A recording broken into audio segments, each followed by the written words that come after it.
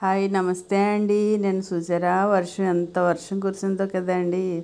ప్రొద్దుట తెల్లవారుజామున 4 మొదలు అలా కురుస్తూనే ఉందండి. చూడండి చుట్టూ ఎంత వర్షం.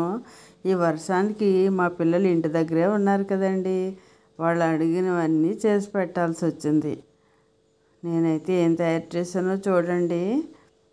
చూడండి ఎంత వర్షం అండి. చుట్టూ చూసారా ఎలా మునిగిపోయిన కాలువ చూసారా ఎంత వర్షమోనండి బాబు.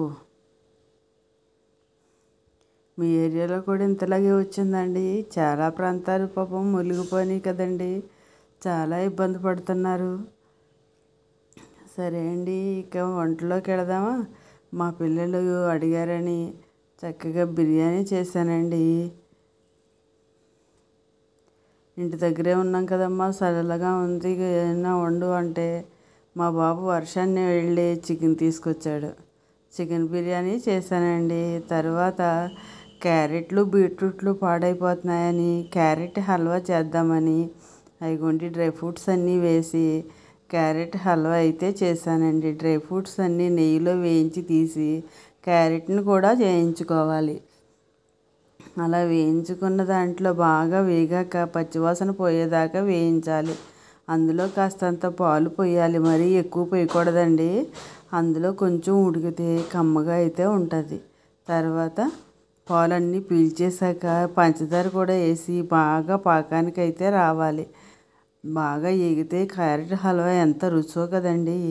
అయిగోండి పిల్లలకి ఎంతో బలమైన ఆహారం అని నేనైతే ఈ విధంగా చేసి పిల్లలకి పెట్టాను. అలాగే బీట్రూట్లు కూడా పాడైపోతున్నాయండి. ఈ మధ్యకాలంలో సరిగ్గా వండలేదు, పాడైపోతున్నాయని మా వారు తిడుతున్నారని నేనైతే క్యారెట్ని హల్వా చేశాను. కొబ్బరి నూజు చేశాను. కొబ్బరి నూజులో బీట్రూట్ తురుము కూడా వేసి బెల్లం వేసి కొబ్బరి నూజులాగే చిన్న మంట మీద మగ్గనివ్వాలండి.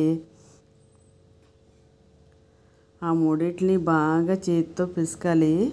ఆ పిసికితే చక్కగా నీరు కింద వచ్చి స్టవ్ మీద చక్కగా అలా మగ్గుతుందండి తొందరగా.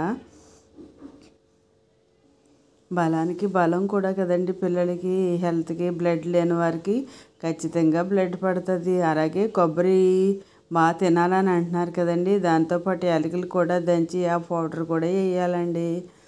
పౌడర్ వేసి కాస్తంత నెయ్యి కూడా పోసుకుంటే కమ్మనైన ఆహారం రెడీ అండి. బాయ్ అండి.